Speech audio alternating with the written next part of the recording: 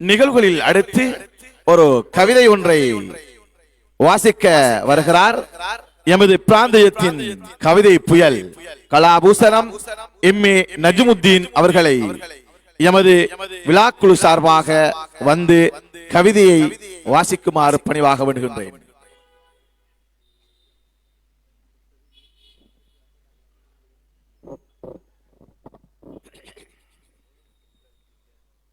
பிஸ்மில்லாஹிர் ரஹ்மானிர் ரஹீம்.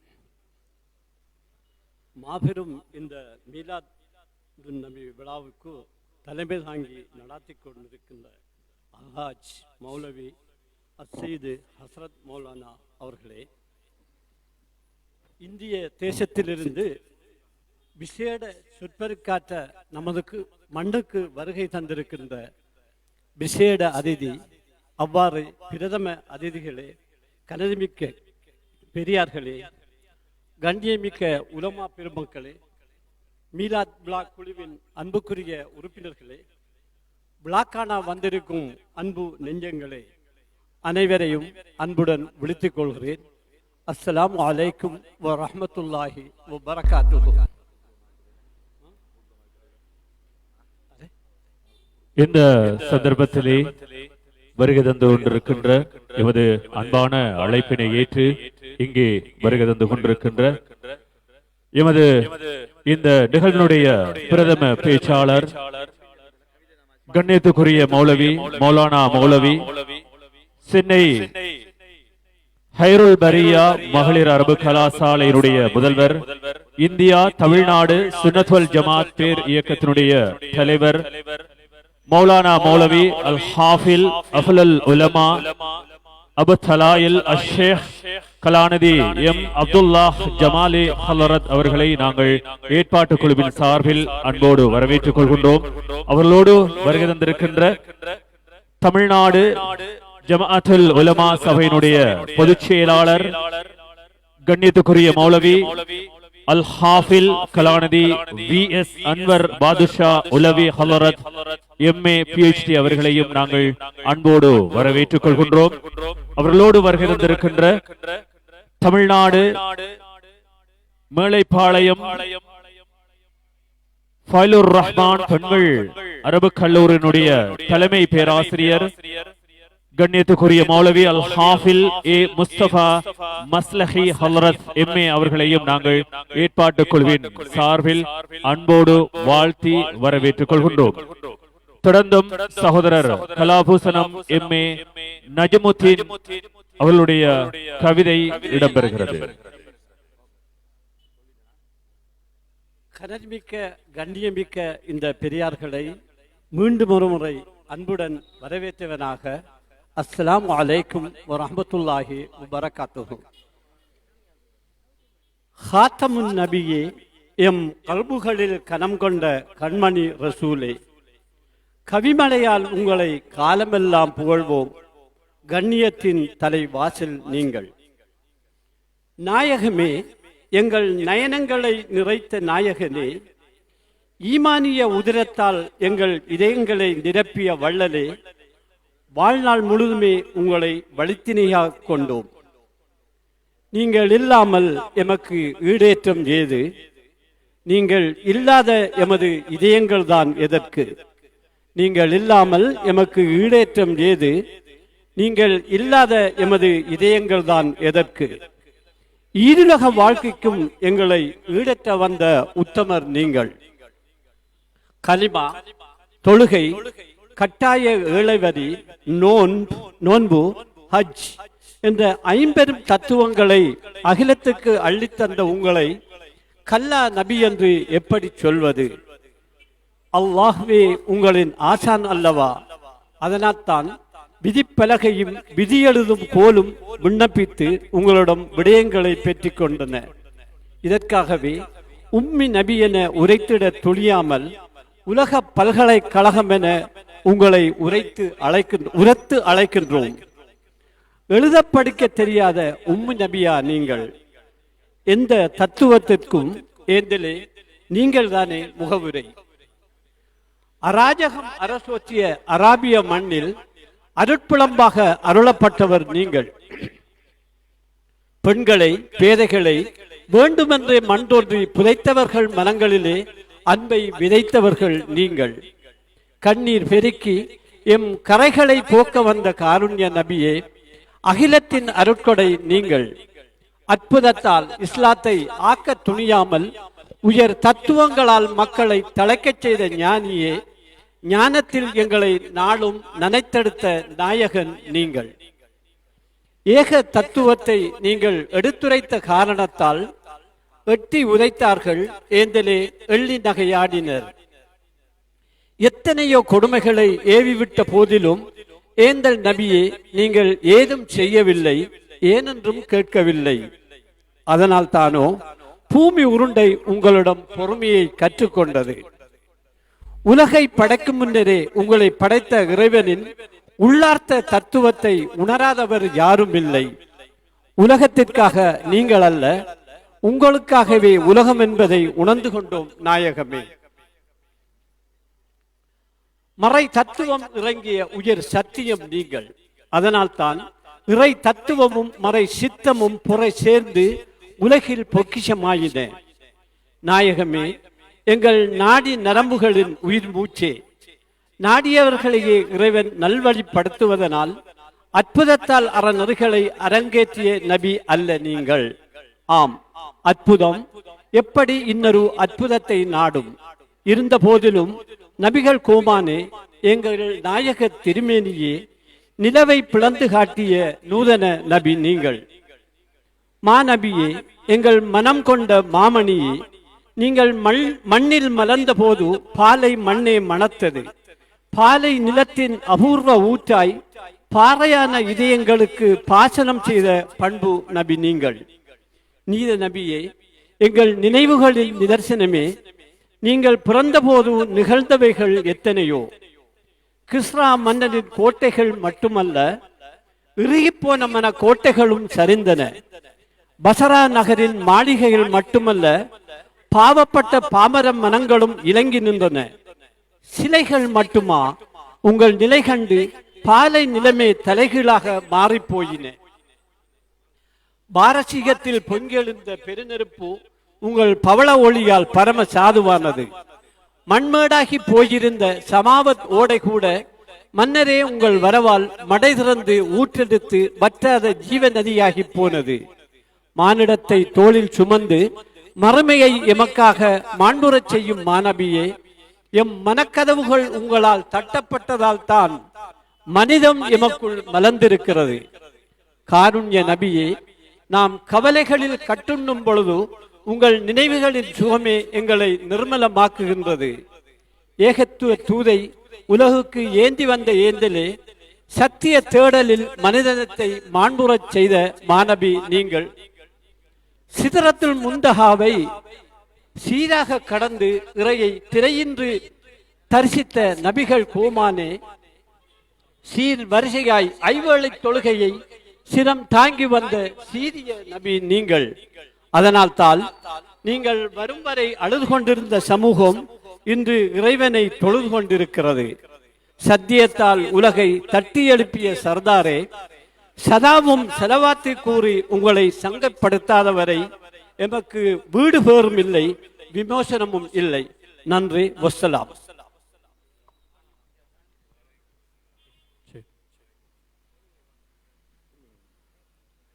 ஜஸாக்கல்லாஹு கைரன் ஃபித்தாரைன். இதுவரை நேரமும் கவிதை உரைத்து சென்றார் கலாபூஷணம் எம்ஏ நஜ்முத்தீன் அவர்களுக்கு மனமார்ந்த நன்றிகளை தெரிவித்துக் கொள்கின்றோம். இதுவரை நேரமும் எதிர்பார்த்து காத்திருந்த எமது இலங்கை திருநாட்டிற்கு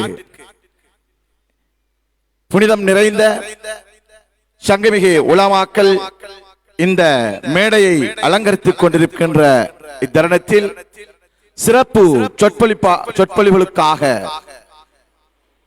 தென்னிந்தியா நாடுகள் இருந்து இங்கு வருகை தந்திருக்கின்ற சங்கைமிகு எமக்கெல்லாம் மிகவும் தெரிந்த முகம், அறிந்த முகம், ஆழமான அறிவு ஞானத்தை அறிவு பாலூட்டி எம்மை காத்த முகம் அது.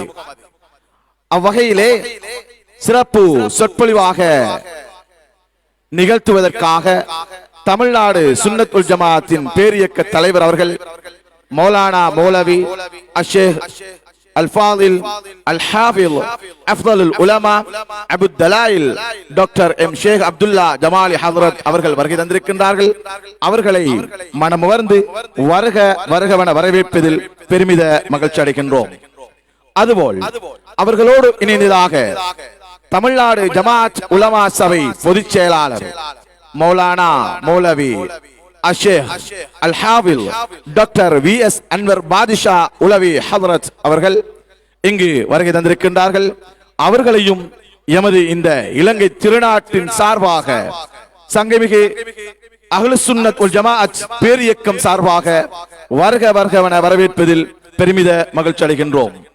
அதுபோல் சிறப்பு சொற்பொழிவுக்காக இங்கு வருகை தந்திருக்கின்ற மேலைப்பாளையம் ஃபைதுர் ரஹ்மான் பெண்கள் அரபு கலாசாலையினுடைய தலைமை பேராசிரியர் மௌலவி அல்-ஹாஃபில் அஷேக் ஏ முஸ்தபா மஸ்லஹி ஹதரத் அன்னவர்களையும் வருக வருகவன வரவேற்பதில் பெருமித மகிழ்ச்சி அடைவதோடு இந்த நிகழ்வுகளில் அடுத்து சிறப்பு சொற்பொழிவாற்ற வருகின்றார்கள். சங்கைமிகு எங்களுடைய மரியாதைக்கும் மதிப்புக்கும் உரிய தமிழ்நாடு ஜமாஅத் உலமா சபை பொதுச் செயலாளரும் மௌலானா மௌலவி அல்-ஹாஃபில் டாக்டர் வி.எஸ். அன்வர் பாதுஷா உலவி ஹதரத் PhD அவர்களை இங்கு உரை நிகழ்த்த வருமாறு பணிவாக கரம் கோர்த்து அழைக்கின்றோம்.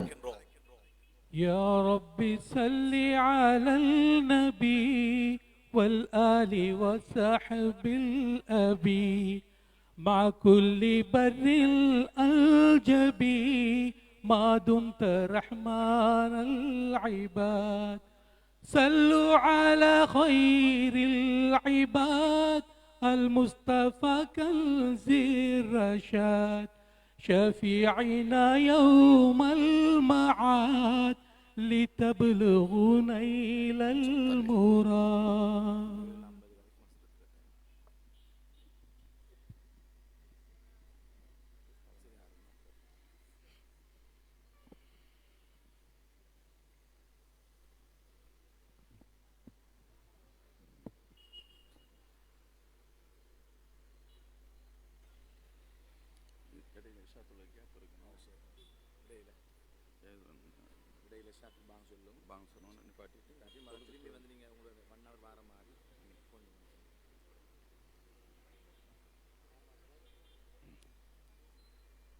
السلام عليكم ورحمة الله وبركاته.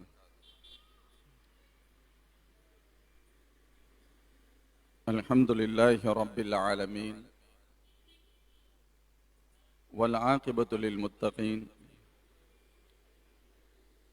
والصلاة والسلام على أشرف المرسلين سيدنا محمد صلى الله عليه وسلم وعلى آله وصحبه أجمعين أما بعد.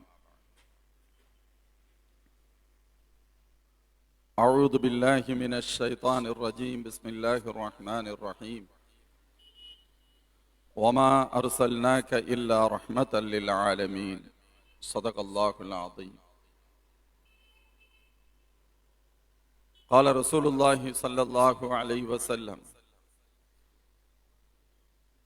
إن ربكم واحد وإن أباكم واحد كلكم من آدم وآدم من تراب لا فضل لعربي على عجمي إلا بفضل التقوى أو كما قال سيدنا وحبيبنا صلى الله عليه وسلم. سبحانك لا علم لنا إلا ما علمتنا إنك أنت العليم الحكيم لا حول ولا قوة إلا بالله العلي العظيم. அல்லாஹ் ஜல்ல ஷானுஹு வ தஆலாவின் பேரருளால் நமது இலங்கை அட்டாளச்சேனை பகுதியில் நடைபெறுகின்ற இச்சிறப்புமிகு மீலாதுன் நபி ஸல்லல்லாஹு அலைஹி வஸல்லம் விழாவின் தகுதிமிக்க தலைவர் அவர்களே,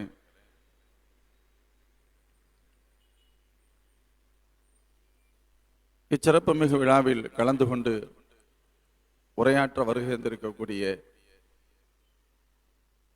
இந்தியாவிலிருந்து வருகை இருந்துள்ள கண்ணியத்திற்குரிய உலமா பெருமக்களே, மேடையில் விற்றிருக்கக்கூடிய உலமா பெருமக்களே, பெரியோர்களே, மேலும் இவ்விழாவினை ஆங்காங்கு அமர்ந்து அவதானித்துக் கொண்டிருக்கக்கூடிய கண்ணியத்திற்குரிய பெரியோர்களே, சகோதரர்களே,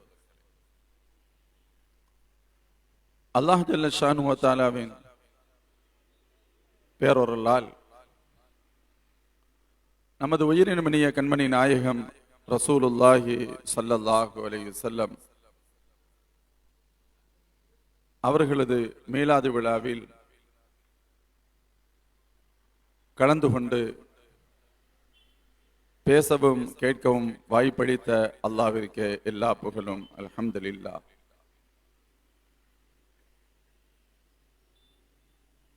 உலகம் முழுவதும் நபி ஸல்லல்லாஹு அலைஹி வஸல்லம் அன்னவர்களுக்காக மீலாது விழா கொண்டாடப்படுகிறது. உலகத்தின் பல நாடுகள் அரசு சார்பாகவும் தனித்தனியாகவும் இந்த நிகழ்வை கொண்டாடி கொண்டிருக்கின்றன. எதற்கும் இல்லாத முக்கியத்துவம் அல்லாஹ்வின் திருத்தூதர் ஸல்லல்லாஹு அலைஹி வஸல்லம் அவர்களுடைய பிறப்பிற்கு கிடைத்ததற்கான காரணம் என்ன என்பதை நாம் சற்று கவனமாக பார்த்தால், இந்த ஒட்டுமொத்த உலகில் அமைதியை, நிம்மதியை, சுபிட்சத்தை, ஒரு சீரான வாழ்க்கையை அமைத்து தருவதற்காக இந்த உலகத்திற்கு வந்தவர்கள், அந்த நபிமார்களின் வரிசையில் இறுதியாக வந்தவர்கள் எங்கள் நபி ஸல்லல்லாஹு அலைஹி வஸல்லம். அவர்களை அல்லாஹ் கூறுகின்ற பொழுது, வமா அர்ஸல்நாக இல்லா ரஹ்மத்தல் லில் ஆலமீன், இந்த முழு உலகத்திற்கும் யா ரசூலல்லாஹ் உங்களை ரஹ்மத்தாக, அருளாக அனுப்பி இருக்கின்றேன் என்று அல்லாஹ் குறிப்பிடுகிறான். மூமின்களே, ஆலமீனுக்கு ரஹ்மத் என்று சொன்னால் என்ன பொருள்? அல்லாஹ் தன்னை அறிமுகப்படுத்துகின்ற பொழுது அல்ஹம்துலில்லாஹி ரப்பில் ஆலமீன், ஆலமீனுக்கு ரப்பாகிய அல்லாஹ்விற்கே எல்லா புகழும் என்று சொல்கிறான். தன்னை ரப்பன பிரபலப்படுத்துகின்ற பொழுது ஆலமீனுக்கு ரஹ்மத் என்று அல்லாஹ் சொல்கிறான். ரசூலை அறிமுகப்படுத்துகின்ற பொழுது ரஹ்மத்துல் ஆலமீன், இந்த முழு உலகத்திற்கும் ஆலமீனுக்கு ரஹ்மத் என்று கூறுகிறான். ஆலம் என்பதற்கு நாம் இந்த முழு உலகம் என்று பொருள் சொல்வோம். அதில் சிலவைகள் நமக்கு தெரிந்தவைகளாக இருக்கும், பல நமக்கு தெரியாதவைகளாகவும் இருக்கலாம். குர்ஆன் ஷரீஃபின் விரிவுரையாளர்கள் எளிய முறையில் நாம் விளங்கிக் கொள்வதற்காக ஒரு பதிவை அங்கே சொல்வார்கள். ஆலம் என்று சொன்னால் மா சிவல்லா, அல்லாஹ் அல்லாத அனைத்தையும் உள்ளடக்கிய ஒரு வார்த்தை தான் ஆலம். இது அது என்பதெல்லாம் அல்ல, அல்லாஹ் அல்லாத அனைத்தும் ஆலம். இந்த டெபினேஷன், இந்த அர்த்தத்திலிருந்து இந்த உலகில் எந்த பொருளும் தப்பிக்கவே முடியாது, வெளியே வர முடியாது. இந்த அனைத்திற்கும் அருளாக அல்லாஹ்வின் திருத்தூதர் ஸல்லல்லாஹு அலைஹி வஸல்லம் அவர்கள் அனுப்பப்பட்டிருப்பதாக அல்லாஹ் சொல்கிறான். அதனால் தான் ஸல்லல்லாஹு அலைஹி வஸல்லம் வந்ததின் மூலம்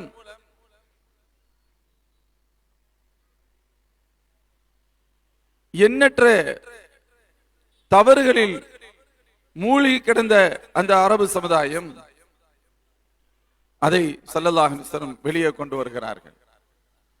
அதன் வழியாக முழு உலகத்திற்கும் எங்கள் நபி ஸல்லல்லாஹு அலைஹி வஸல்லம் நபியாக அனுப்பப்பட்டு அந்த முழு உலகத்தையும் இறையச்சம் நிறைந்த வாழ்க்கையில், ஒழுக்கம் நிறைந்த வாழ்க்கையில், நீதம் நிறைந்த வாழ்க்கைக்கு ஸல்லல்லாஹு அலைஹி வஸல்லம் கொண்டு வருகிறார்கள். காரணம், அதன் மூலமாகத்தான் அவர்கள் இந்த உலகத்தில் அமைதியையும் நிம்மதியையும் பெற முடியும்.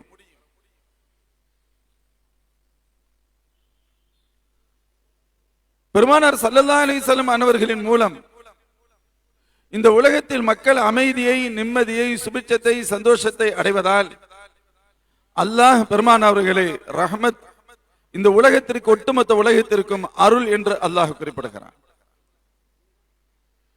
இன்றைய உலகம் பல்வேறு தீமைகள் சூழ்ந்திருக்கிறது.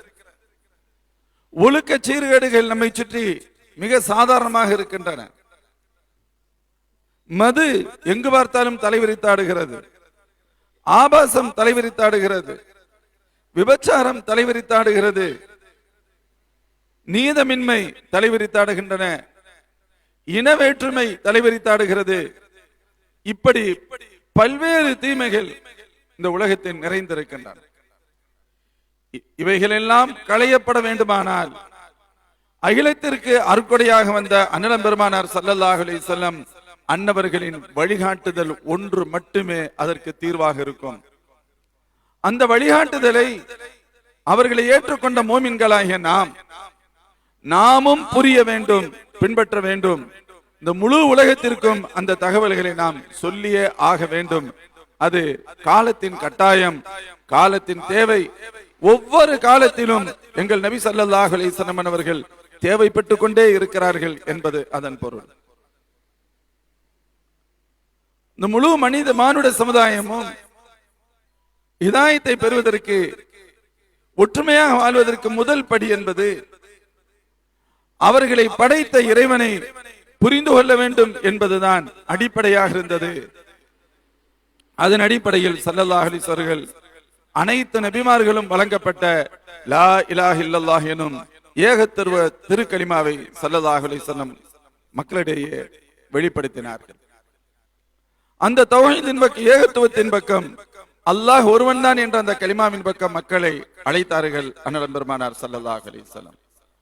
அதோடு மட்டுமின்றி அல்லாஹ்வின் திருத்தூதராக உங்களுக்கு நான் வந்திருக்கிறேன் என்று சொல்லி என்னை நீங்கள் நேசிக்க வேண்டும், என்னுடைய சொற்களை நீங்கள் அப்படியே கேட்க வேண்டும், என்னுடைய ஒவ்வொரு அங்க அசைவுகளையும் நீங்கள் பின்பற்றி நடக்க வேண்டும் என்று நபி ஸல்லல்லாஹு அலைஹி வஸல்லம் வலியுறுத்திவிட்டு இந்த உலகத்தில் எதுவெல்லாம் பிரச்சனைகளுக்கு காரணமாக இருக்குமோ அத்தனை தீமைகளையும் களைவதற்கான முயற்சிகளை மேற்கொண்டார்கள்.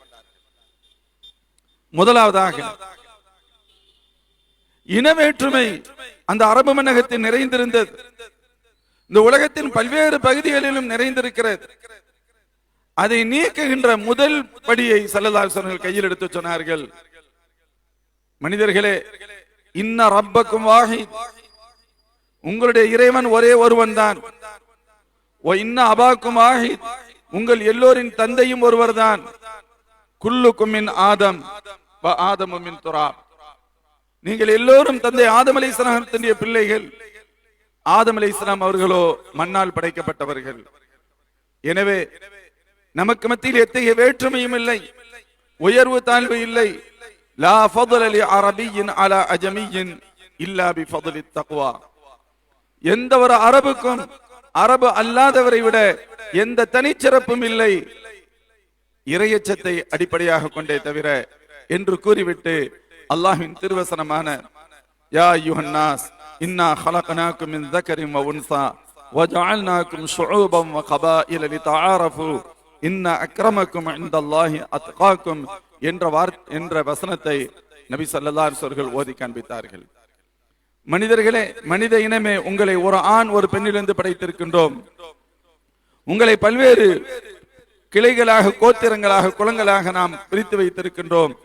அது உங்களுக்கு மத்தியில் ஒருவரை ஒருவர் அறிமுகப்படுத்திக் கொள்வதற்காக. உங்களில் மிகச் சிறந்தவர்கள் யாரெனில் இறையச்சமுடையவர் தான் உங்களில் சிறந்தவர் என்று பெருமானார் ஸல்லல்லாஹு அலைஹி வஸல்லம் சொல்லி, மனிதர்களுக்கு மத்தியில் ஏற்ற தாழ்வுகள் இல்லை, நாம் எல்லோரும் சமமானவர்கள் என்ற இந்த உலகம் வேற்றுமையில் மூழ்கி கிடந்த உலகத்தை அனைத்து மனிதர்களும் சமமானவர்கள், அவர்களுக்கு மத்தியில் எத்தகைய வேறுபாடுகளும் இல்லை. மொழியால், இனத்தால், கலாச்சாரத்தால், பண்பாட்டால், நாட்டால் அவர்கள் எங்கிருந்தாலும் சரி, அவர்கள் பல்வேறு நாடுகளில் வசிக்கலாம், பல்வேறு மொழிகள் பேசலாம், பல்வேறு கலாச்சார பின்னணியில் இருக்கலாம்.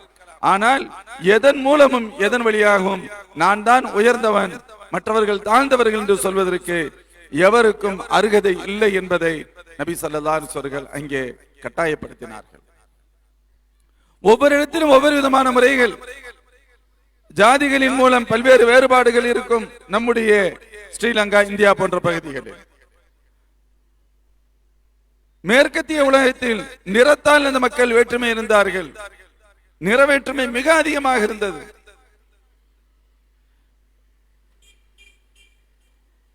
அல்லாஹ்வின் திருத்தூதர் ஸல்லல்லாஹு அலைஹி வஸல்லம் இத்தகைய அனைத்து வேற்றுமைகளுக்கும் முற்றுப்புள்ளி வைத்து மானுட சமூகம் அது ஒவ்வொருவரும் அந்தஸ்திற்குரியவர்கள், சமமானவர்கள், யாரையும் விட உயர்ந்தவர் தாழ்ந்தவர் என்று வேறுபாடு இல்லை என்பதை ஸல்லல்லாஹு அலைஹி வஸல்லம் முதலாவதாக வலியுறுத்தினார்கள். வலியுறுத்தியது மட்டுமல்ல, ஸல்லல்லாஹு அலைஹி வஸல்லம் நடைமுறைப்படுத்தவும் செய்தார்கள். அதனுடைய மிக முக்கியமான பகுதி, ஹஸரத் பிலால் ரலியல்லாஹு அன்ஹு போன்றவர்கள் அடிமையாக இருந்தவர்கள் தீனுல் இஸ்லாத்தை ஏற்றுக்கொள்கிறார்கள். அடிமையாக இருந்த அவர்களை அண்ணல் அபூபக்கர் சித்தீக் ரலியல்லாஹு அன்ஹு அவர்கள் தங்களுடைய சொந்த பணத்தை கொடுத்து வாங்கி விடுதலை செய்தார்கள். விடுதலை செய்த அபூபக்கர் சித்தீக் ரலியல்லாஹு அன்ஹு தாங்கள் வாழும் காலமெல்லாம் பிலால் ரலியல்லாஹு அன்ஹு அவர்களை அழைத்த பொழுது யா சையதனா, எங்களது தலைவரே என்றுதான் அழைத்தார்கள் என்று வரலாறு கூறுகிறது. காபாவில் முதலாக பாங்கு சொல்லக்கூடிய சூழல் ஏற்பட்ட பொழுது அல்லாஹ்வின் திருத்தூதர் ஸல்லல்லாஹு அலைஹி வஸல்லம் அவர்கள் பிலால் ரலியல்லாஹு அன்ஹு அவர்களை காபாவின் ஏறி நீங்கள் பாங்கு சொல்லுங்கள் என்று சொன்னார்கள் என்ற வரலாறுகள் எல்லாம் யாரும் எதன் வழியாகவும் ஏற்றத்தாழ்வுகளை பார்க்க முடியாது, அதற்கு வாய்ப்பே இல்லை என்பதை ஸல்லல்லாஹு அலைஹி வஸல்லம் முடிவு கட்டுகிறார்கள். மேலும் அதை தொடர்ந்து பெண்ணடிமைத்தனம் நிறைந்த அந்த சமூகத்தில் அதற்கு அதை முற்றிலும் நீக்குகின்ற விதத்தில் ஸல்லல்லாஹு அலைஹி வஸல்லம் அடுத்த கட்ட நடவடிக்கைகளை எடுத்தார்கள். பெண்கள் என்று சொன்னால் அறுவிதமான ஒரு போக பொருள், அவ்வளவுதான். மனிதனுக்கு எத்தனையோ பொருட்கள் இருக்கிறது, அதை போன்று அதுவும் ஒரு பொருள் என்ற நிலையில் பாவிக்கப்பட்டு வந்தது. பெண்களை எப்படி வேண்டுமானாலும் நடத்தலாம் என்று இன்று மட்டுமல்ல, அன்று இதைவிட மோசமாக கருதி கொண்டிருந்த காலம். எந்த அளவிற்கு எனில் தாங்கள் பெற்றெடுத்த பெண் குழந்தைகளை பெண் குழந்தை என்ற ஒற்றை காரணத்திற்காக உயிரோடு புதைப்பதை கூட சரியென கருதிய காலம் அந்த காலம். தான் பெற்றெடுத்த குழந்தையை உயிரோடு புதைப்பார்கள். தீனுல் இஸ்லாத்தை திருந்தி ஏற்றுக்கொண்ட காலத்தில் சில பேர் கண்ணீர் விட்டு கதறி அழுதார்கள். யா ரசூலல்லாஹ், நாங்கள் தீனுல் இஸ்லாத்தை ஏற்றுக்கொண்டால் எங்களுடைய இந்த பாவமுமா மன்னிக்கப்பட்டு விடும் என்று கேட்டார்கள். அப்படி என்ன செய்து விட்டீர்கள்? சொல்றாங்க, நான் பெற்றெடுத்த குழந்தையை நான் புதைத்திருக்கிறேன். என் மனைவி கருவுற்றிருக்கின்ற நேரத்தில் நான் வெளியூரில் இருந்தேன். நான் திரும்பி வருவதற்கு முன்பு குழந்தை பிறந்திருக்கிறது. ஆனால் அந்த குழந்தை பெண் குழந்தையாக பிறந்திருக்க என் மனைவியோ குழந்தை இறந்து விட்டது என்று எனக்கு சொல்லிவிட்டார். ஆனால் அந்த குழந்தையை சாகடிப்பதற்கு மனதில்லாமல் பக்கத்தில் அந்த குழந்தை வளர்ந்து வருகிறது. நான் ஊருக்கு திரும்பியதற்கு பின்பு அந்த குழந்தையை அவ்வப்பொழுது பார்க்கக்கூடிய வாய்ப்பு எனக்கு கிடைக்கும். நான் அந்த குழந்தையை பார்க்கின்ற பொழுது மகிழ்ச்சி அடைவேன். சற்று வளர்ந்து வருகின்ற அந்த குழந்தை என்னுடைய இல்லத்திற்கு வரும். அதை கண்டால், அதை பார்க்கின்ற பொழுது இன்னும் எனக்கு மகிழ்ச்சிக்கு மேல் மகிழ்ச்சி கிடைக்கும். ஒரு நேரத்தில் என் மனைவிக்கு ஒரு தைரியம் வருகிறது. தன் கணவர் இந்த பிள்ளையின் மீது இவ்வளவு அன்பை வைத்திருக்கிறார், அடுத்தவருடைய குழந்தையின் மீது இவ்வளவு அன்பை வைத்திருப்பவர் நம்முடைய குழந்தை என்று தெரிந்தால் எவ்வளவு சந்தோஷப்படுவார் என்று கருதி ஒரு கட்டத்தில் சொல்லி விடுகிறார்கள், இது நம்முடைய குழந்தை தான் என்று. அவருக்கு தூக்கி வாரி போட்டு விடுகிறது. அந்த நேரத்தில் காட்டிக்கொள்ளவில்லை. அப்படியா, ரொம்ப சந்தோஷம் அப்படின்னு சொல்லி அந்த குழந்தை நம்முடைய இல்லத்திலே இருக்கட்டும் என்று சொல்கிறார். அதற்கடுத்து ஒரு நாள் அந்த குழந்தையை வெளியே அழைத்து சென்று குழியை, கபரை தோண்டி அப்படியே உயிரோடு புதைப்பதற்கு முயற்சி செய்து அந்த குழந்தையை இறக்கி அணுவணுவாக மண்ணை போட்டு மூடிக்கொண்டிருக்கிறார். சிறு குழந்தை என்ன நடக்கிறது என்றே தெரியவில்லை. என் தந்தையை என்ன செய்கிறீர்கள் என்று கேட்கிறது. அவருடைய தாடியில் படுகின்ற மண்ணை தட்டி விடுகிறது. நான் கொஞ்சமும் இரக்கம் இல்லாமல் அந்த குழந்தையை நான் புதைத்து விட்டு வந்தேன். நான் அப்படியே உயிரோடு புதைச்சிட்டேன். யா ரசூலல்லாஹ், அல்லாஹ் இதையுமா மன்னிப்பான் என்று கேட்கக்கூடிய சூழல் இருந்தது. கண்ணியத்திற்குரியவர்களே, இப்படிப்பட்ட சமூகத்தில், இப்படிப்பட்ட சமூகம், ஒருவன் சூதாடுவதற்காக காசு பணம் அனைத்தும் தீர்ந்து விட்டால் தன் மனைவியை வைத்து சூதாடுவான். ஜெயிச்சுட்ட மனைவி எடுத்துக்கன்னு சொல்லுவான். அப்படிப்பட்ட ஒரு காலம். ஒரு மனைவியை அவன் பிடிக்கவில்லை என்று சொன்னால் சின்ன சின்ன அற்ப காரணங்களுக்காக அவன் தலாக் விடுவான், மீண்டும் அழைத்துக் கொள்வான். மீண்டும் தலாக் கூடுவான், மீண்டும் அழைத்துக் கொள்வான். விவாகரத்து தொடர்ந்து அவன் எத்தனை வருடம் வேண்டுமானாலும் செய்யலாம். 100 தடவைகள் கூட விவாகரத்து விட்டு அவன் மீண்டும் அழைக்க முடியும். இப்படித்தான் அவர்கள் கருதி இருந்தார்கள். இந்த காலத்தில் அல்லாஹ்வின் திருத்தூதர் ஸல்லல்லாஹு அலைஹி வஸல்லம் அவர்கள் வருகிறார்கள். சொல்றாங்க, ஸல்லல்லாஹு அலைஹி வஸல்லம், ஒரு பெண்ணை நாம் யோசித்து பார்க்க வேண்டும். அவள் தாயாக அல்லது மகளாக அல்லது மனைவியாக எந்த இடத்தில் வைத்து பார்த்தாலும் அல்லாஹ்வின் திருத்தூதர் ஸல்லல்லாஹு அலைஹி வஸல்லம் அவர்களுக்கு கொடுத்த முக்கியத்துவம் மிக மிக அதிகமானது. பெண் குழந்தைகள் அல்லாஹ்வின் அருளால், அனைத்து குழந்தைகளும் இறைவனின் அருள், குறிப்பாக பெண் குழந்தைகள் இறைவனின் அருள். وَإِذَا بُشِّرَ أَحَدُهُمْ بِالْأُنْثَى ظَلَّ وَجْهُهُ مُسْوَدًّا وَهُوَ كَظِيمٌ. பெண் குழந்தை பிறந்தது என்று சுபச்செய்தி சொல்லப்பட்டால் சிலருடைய முகம் கருத்து விடுகிறது, அவர்கள் அப்படியே ஒரு மகான கோபத்திற்கு ஆளாகிறார்கள் என்று அல்லாஹ் குர்ஆனில் சொல்வார்.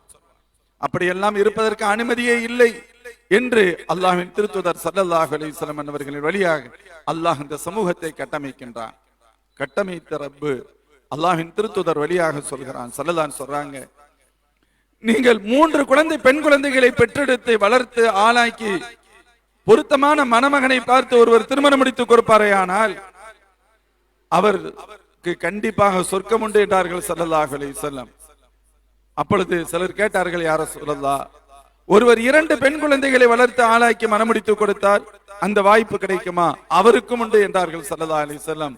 சில சஹாபாக்கள் சொன்னார்கள், நாங்கள் கேட்கவில்லை, ஒருவேளை ஒரு பெண் குழந்தை ஒருவருக்கு இருக்கிறது, அதை அவர் கண்ணியமாக வளர்த்து ஆளாக்கி திருமணம் முடித்து கொடுத்தார், அவருக்கும் உண்டா என்று கேட்டிருந்தால் ஸல்லல்லாஹு அலைஹி வஸல்லம் ஆம் என்று தான் சொல்லி இருப்பார்கள் என்று சொல்கின்ற அளவிற்கு பெண் குழந்தைகள் போற்றி பாதுகாக்கப்பட வேண்டும், கண்ணியமாக வளர்க்கப்பட வேண்டும், அவர்கள் கண்ணியத்திலும் கண்ணியம் கொடுத்து வளர்க்கப்பட வேண்டும், அவர்களுக்கு உரிய ஹக்கை நிறைவேற்ற வேண்டும், அதன் வழியாக நீங்கள் சொர்க்கத்தை பெற முடியும் என்றார்கள் அண்ணலம் பெருமானார் ஸல்லல்லாஹு அலைஹி வஸல்லம். அதே போன்று மனைவி என்ற அந்தஸ்து வருகின்ற பொழுது ஸல்லல்லாஹு சொன்ன வார்த்தை நமக்கெல்லாம் தெரியும். ஹஜ்ஜத்துல் வதா, பெருமானார் ஸல்லல்லாஹு அலைஹி வஸல்லத்தினுடைய இறுதி ஹஜ்ஜில ஸல்லல்லாஹு அலைஹி வஸல்லத்தினுடைய குத்பா கொடுத்தாங்க. குத்பத்து ஹஜ்ஜத்துல் வதா என்பது உலகத்தின் மிக மிக பிரசித்தி பெற்ற பிரபலியமான பிரசங்கமாகும். 23 ஆண்டு கால வாழ்க்கையினுடைய சாராம்சத்தை அந்த பிரசங்கத்தில் பெருமானார் ஸல்லல்லாஹு அலைஹி வஸல்லம் அவர்கள் வடித்து தந்தார்கள். அதில் ஒன்றாக சொன்னார்கள் பெருமானார், இஸ்தௌசு பின் நிசாஇ கைரன், பெண்களுடைய விஷயத்தில் நலவையே நாடுங்கள், பெண்களுடைய விஷயத்தில் நலவையே நாடுங்கள். ஃபஇன்னக்கும் அகத்துமுஹுன்ன பி அமானத்தில்லாஹ், அல்லாஹ்வினுடைய அமானிதமாக அந்த பெண்களை நீங்கள் கரம் பெற்று இருக்கின்றீர்கள். வஸ்தஹலல்தும் ஃபுரூஜஹுன்ன பி கலிமத்தில்லாஹ், அல்லாஹ் ரசூல் கற்றுக் கொடுத்த வார்த்தையின் மூலமாக, கபில்து என்ற அந்த வார்த்தையின் மூலம், ஏற்றுக்கொண்டேன் என்ற வார்த்தையின் மூலம் நீங்கள் அந்த பெண்களை ஹலாலானவர்களாக பெற்றிருக்கின்றீர்கள். அவருடைய விஷயத்தில் ஹைரை நாடுங்கள், நேர்மையாக நடந்து கொள்ளுங்கள், சரியாக நடந்து கொள்ளுங்கள். ஸல்லல்லாஹு அலைஹி வஸல்லம் ஹதீஸ்ல சொன்னாங்க, மா அக்ரமஹுன்ன இல்லா கரீம் வமா அஹானஹுன்ன இல்லா லஈம். ஒரு பெண்ணை கண்ணியப்படுத்துவான், கண்ணியம் உள்ளவன் தான் பெண்ணை கண்ணியப்படுத்துவான், கேவலமானவன் கேவலப்படுத்தத்தான் செய்வான் என்றார்கள் ஸல்லல்லாஹு அலைஹி வஸல்லம். அதன் மூலமாக பெண்ணை யார் கண்ணியப்படுத்துகின்றார்களோ அவர்கள் மனைவியை கண்ணியப்படுத்துபவன் தான் கண்ணியமானவன், மனைவியை இழிவுபடுத்தவன் மனைவி இழிவுக்குரியவள் அல்ல, இவன் தான் அடிப்படையில் இழிவுக்குரியவன் என்று நபி ஸல்லல்லாஹு அலைஹி வஸல்லம் எச்சரித்தார்கள். இன்னும் எந்த அளவுக்கு சொன்னா, இவைகள் அனைத்தையும் விட உச்சபட்சமாக ஸல்லல்லாஹு சொன்னது, ஹைருக்கும் ஹைருக்கும் லி அஹ்லி, உங்களில் ஒருவர் சிறந்தவர் என்று அங்கீகரிக்கப்பட வேண்டுமானால், உங்களில் சிறந்தவர் என்று ஏற்றுக்கொள்ளப்பட வேண்டுமானால், இந்த உலகத்தில் எவருடைய சான்றிதழும் அதற்கு போதாது, பத்தாது. நான் எங்க ஊருடைய கலெக்டர்கிட்ட வாங்கிட்டு வர்றேன், எங்க ஊர் பஞ்சாயத்து தலைவர்கிட்ட வாங்கிட்டு வர்றேன், ஜனாதிபதியிட்ட வாங்கிட்டு வர்றேன், நீ யாரிடம் வாங்கி வந்தாலும் சரி, முழு உலகமும் சேர்ந்து உன்னை நல்லவன் என்று சொன்னாலும் சரி, அது போதிய சான்றல்ல நீ நல்லவன் என்பதற்கு. ஸல்லல்லாஹு அலைஹி வஸல்லம் வார்த்தை, நீ நல்லவன் என்று ஏற்றுக்கொள்வதற்கு, சிறந்தவன் என்று ஏற்றுக்கொள்வதற்கு ஒரு சான்று வேண்டும். எங்கிருந்து வேண்டும்? அது உன் மனைவியிடமிருந்து வேண்டும் என்றார்கள் பெருமானார் ஸல்லல்லாஹு அலைஹி வஸல்லம். இதை விட ஒரு வார்த்தை எங்கு சொல்ல முடியும்? உன் மனைவி கொடுக்க வேண்டும். என் கணவர் நல்லவர், என் கணவர் சிறந்தவர், என் கணவர் உயர்ந்தவர், என் கணவர் பண்பாளர் என்ற சர்டிபிகேட், அந்த சான்றிதழ் உன் மனைவி கொடுப்பாரையானால் அப்பொழுது உன்னை நல்லவராக ஏற்றுக்கொள்ள முடியுமே தவிர உலகத்தின் வேறு எந்த சான்றிதழும் உன்னை நல்லவன் என்பதற்கு ஆதாரமாக அமையாது என்றார்கள் நபி ஸல்லல்லாஹு அலைஹி வஸல்லம். மோமின்களே, பெண்களை போகப் பொருளாக அடிமைகளிலும் அடிமையாக வைத்திருந்த சமூகத்திற்கு மத்தியில் ஸல்லல்லாஹு அலைஹி வஸல்லம் இவ்வளவு பெரிய அந்தஸ்தை கொண்டு வந்து தருகிறார்கள்.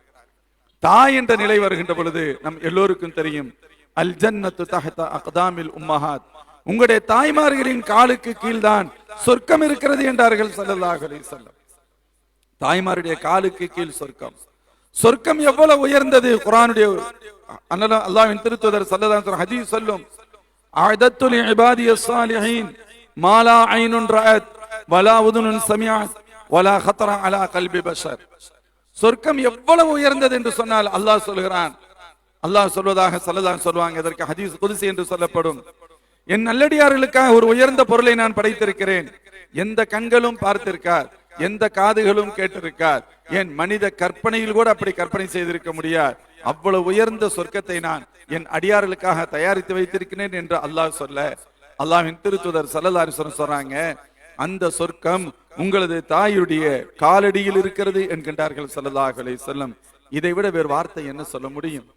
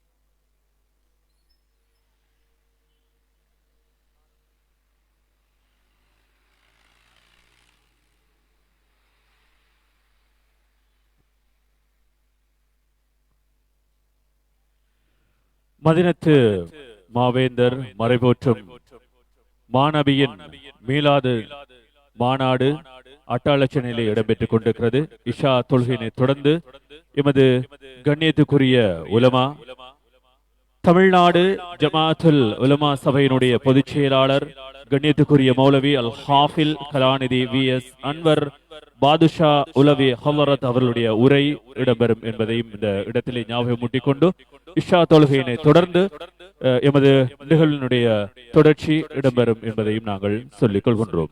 மீண்டும் சந்திக்கலாம் இஷா தொழுகையினை தொடர்ந்து. அஸ்ஸலாமு அலைக்கும் வரஹ்மத்துல்லாஹி வபரகாத்துஹு.